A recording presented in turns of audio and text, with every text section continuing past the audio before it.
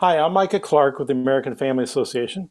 Appreciate you joining us today. Today I have a non-political guest. We have somebody who you may know because he has a fairly famous name in Indiana and in the Indy Car racing circuit. I have with me today Stingray Robb, who will be driving the Indy 500. He's on the Indy Car circuit racing for AJ Foyt Racing, and he's had 186 starts, 114 podium finishes, 62 wins, all by the age of 21. So I'm very happy to have Stingray with us. Stingray, welcome to the show, and thank you for joining us today. Yeah, thank you. Thanks for having me on. So I guess the first question a lot of people are asking, I've seen this online too, is that really your name? Yes, yes, the answer is yes. It's kind of funny. People always ask me, like, how many people have asked you that question? I said, however many people I've met. That's how many Yeah, times I've had to answer that question. But we can go further into that too. I mean, the yeah. name has been an inspiration for where I'm at today. The story goes that my parents were big Corvette fans, and so they decided to name me after the Stingray Corvette. And from there on, I could see that passion grow. I actually took my first steps at a Corvette Club meeting. And so I got to spend some time around autocross events, drag racing events, all from an early age. And then when I was around 4 years old, my passion started to grow. And so, most kids, they go through different stages of wanting to be something in their career. So sometimes it's a baseball player, sometimes it's a fireman, sometimes it's a doctor, sometimes it's a veterinarian. Um, and for me, I entered the stage of wanting to be a race car driver, and they continued on, and I'm still there today. But for my fifth birthday, my parents ended up getting me a go-kart after I asked them for one. And when I saw it sitting there in the garage, I shouted, I've waited my whole life to be five. Because what else are you supposed to do as a 5-year-old kid is to wait to be a go-kart driver? So when you're starting out in the go-kart and maybe your parents or you see some promise, um, do you go to a racing school, or did you just excel in go-karting, and was that what opened the doors for you? Or does the school come later, or is the school not even in the picture? Yeah, so there are different racing schools that are options when you're coming up through the ranks. I was lucky enough to start at an early enough age that I came up through the ranks in karting. So from the time I was like five until I was 14, I focused strictly on go-kart racing. Okay. And for me, I was homeschooled partly in there, and I went to public school partly in there as well. And so my regular civilian education was happening behind the scenes, and the racing was very much taking a huge part of my life. We were on the road almost 42 weekends a year for some of that Oh, range. wow. So when I made the transition from karts into cars, there's many different ladders that you can take. But in order to get started, you do have to go to a driving school to get your racing license. And so I went to Bondurant Racing School down in Arizona and did that. And it was before I was able to even legally drive on the road, which is kind of funny. So I was driving a big full-size car. It was actually a Stingray Corvette at that time. And I learned how to drive a manual on the back streets of Idaho so that I could go to this school and drive one and race one in person. But anyways, that's kind of how I got my start. And then from there, I tried different things to propel me out of karts into cars. Okay. So you're now in IndyCar. Was there an in between go-karts and IndyCar, or did you go straight from go-karts to IndyCar? Yeah, so that's a good question. So after go-karts, I won several championships there. And then when I made that step into cars, I didn't really know what path I wanted to take because, like I said, there's many different routes for motorsports that you can go. It's not like baseball where the top level is just MLB. There's different sanctioning bodies, there are different styles, there's different skills that are required at each different motorsport ranking. And so for myself, I wanted to try everything that there was. So I tried NASCAR, I tried open wheel racing, which is IndyCar. I tried sports cars, and I did the go-karting professionally over in Europe. And so I settled on open wheel racing just because I could see the enjoyment that I had in it was very similar to what I had in go-karts because I had extra downforce with the wings.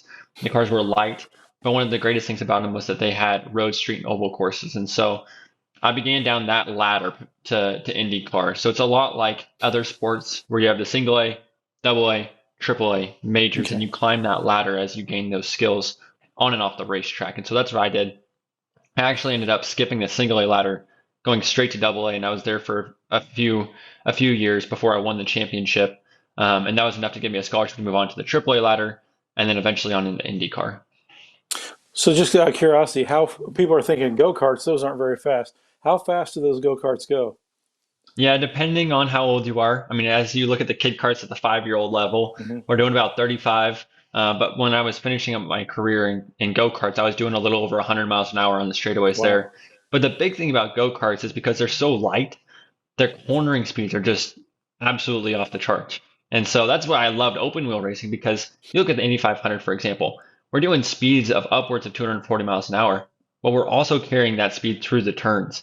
And that's what Hmm. makes it such a fun car to drive. And so it was very similar in go-karts. Now, I'm just curious, as you moved up the ladder, did you get to meet some of your heroes in racing? Yes, a little bit. I will say that, I think I don't ever, I never had a single role model coming up through the ranks in karting, or in cars. I think that there was drivers that had success at different times that I looked at and said, hey, that's Hmm. great. I want to be successful like that in the future. The Scott Dixon types, the willpower types, the guys that have been in the series a long time that have been dominant, at different Hmm. points in their career. And I still look up to those guys in some way, shape, or form, but now I'm competing against them. So we get to be Right. friends. I actually train at Pit Fit, which is a gym here in Indianapolis with Scott Dixon a lot of times and Alexander Rossi and Christian Rasmussen. So it's kind of cool to have that relationship where you can know someone that you've looked up to or looked at, for so long. And now you're competing against them and kind of have this friendship and camaraderie around that. Now, you mentioned working out, and I heard you tell this story. I was a little surprised. The amount of foot-pounds of pressure you have on your brakes means that you may work out your legs in the weight room more. There's other things you probably work your shoulders, your neck. Tell us a little bit about that, and mention to them too how much foot-pounds you do put on your brake when you're racing. It's rather shocking. Yeah, yeah. So it's always funny because people just think it's like driving on the freeway. You sit in the car, you turn the wheel, you push the pedals. It's super easy. That's not the case. There's a lot of physicality that goes into driving an Indy car. And as I've moved up the ranks, my physicality's had to grow with that. So the stats that I usually like to throw out is that we're driving 200 plus miles an hour with no power steering. And so for any of those of you that have driven a car without power steering, you know it's very, very difficult. And the higher the grip level, the heavier the steering weight. And so, like you said, shoulders are an important thing, arms, grip strength, all of that plays into the role of driving a car for almost a 3 hour race sometimes. And then the foot pounds that you're talking about, the line pressure that we get to see on the data, on the IndyCar for at least brake pressure is around 2000 psi. Now, that probably equates to around 150 to 250 pounds of brake pressure that I'm putting through my foot, just through the course of a race at different times. But we're doing it consistently, and that's where the cardio and the strength can come Hmm. into play Hmm. because over the course of let's say a 90 lap race around IMS, which is the road course, you're going to be hitting those pressures, let's see, one, two, three, four times within a lap, if not a little bit more in between on smaller pressures. And so your leg can get very, very exhausted by the end of a race, which is kind of ironic because you're just sitting there, but your legs are still working plenty. Well, I want to ask you about your faith because you're well known for that. But before I do, I have just this random question. When you're driving an IndyCar now for AJ Foyt or Dale Coyne, like you did last year, these newer cars, I know you like road courses a lot. You've told me that. Um, and this is a dumb question, but are they manual or automatic transmissions? And if they're automatic, are you using paddles? And I know you've got pit speeds too that have regulators on them. Tell us about how you control the speed of the car. Is it a clutch and a gear shift still, or is it automatic transmissions? Yeah, that's a good question. So it's a little bit of a hybrid of both, which is kind of funny to say, but it's a 6-speed sequential gearbox. And so we are controlling the gear position that we're in manually, but that's with the paddles that are on the steering wheel. And we do have a clutch paddle, and that clutch paddle is just used for entering and exit the pits, because at speed, you want the least amount of time between shifts as possible. And so we rely on the programmed engine cuts to make that gap proper so that the RPM drop to each gear or blip of throttle in between is accurate. And so there's a lot of technology that goes in behind the scenes when it comes to shifting these days. It's not just the stick your left foot in the clutch, and then blip the throttle when you're downshifting and then have a release on the throttle when you're upshifting. We're trying to be as efficient as possible, and so we're required to use more technology that's already built into the systems. Does that explain why sometimes we see drivers stall coming out of the pit because they're actually using the clutch to get out? Yep, yep, exactly. And it's kind of funny too because we only have two pedals in the car, but the paddle on the steering wheel is the clutch paddle. So we have Okay. the upshift and downshift on the clutch pad or on the steering wheel, and then we also have the clutch paddle. And so it's a hand release, similar to what you'd see on like a motorbike or something like Okay. that. Similar idea as you release it, the clutch engages. And so it is challenging, especially with these cars where we're geared to go so fast at low RPMs. It's very easy to stall the engine. So Hmm. that's why you see guys do burnouts coming out of the pit box, is because it's actually easier to drop the clutch and spin the tires rather than slowly release the clutch at a low RPM and almost kill it. And so there's just different ways to kind of skin that cat, but Yeah. that's why it's challenging to get out of the box. Now I know you're driving. Is it car number 41, if I remember right? Yep. And is your chief sponsor Pray.com, or I know it's one of the sponsors? And feel free to mention any of your sponsors. Please use our time to do that, because I know how much time. I didn't realize this until talking to your future father-in-law, who's a very good friend of mine. Had lunch with him today, actually. Um, that sponsorship is critical to your success in racing because of your how much money this hobby costs, not hobby, your industry costs. So please feel free to tell us about your sponsors, but I would like to hear about Pray.com too. Yeah, yeah. So Pray.com is our title sponsor for this year, which is pretty cool because as a driver, as I was coming up to the ranks, a lot of times drivers are funded by family or parents. And Hmm. I myself was unfortunate enough or fortunate enough to have parents that could get me to that spot in my career where I was stepping from karts into cars, but they couldn't carry on. And so that's where we were required to lean on investors and partners from there on out for my career. And so Peter Rossi is my manager. He's the father of Alexander Rossi. People may Hmm. know that name because he's a 2016 Indy 500 winner.